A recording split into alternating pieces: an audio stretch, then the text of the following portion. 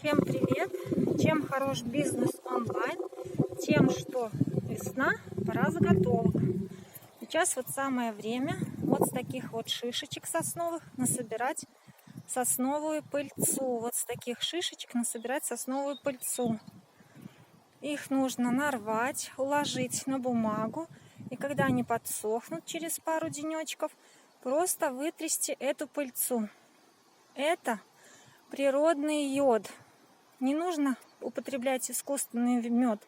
Вам достаточно всего 100 грамм вот такой сосновой пыльцы, с таких вот шишечек, и вы обеспечите свой организм на целый год.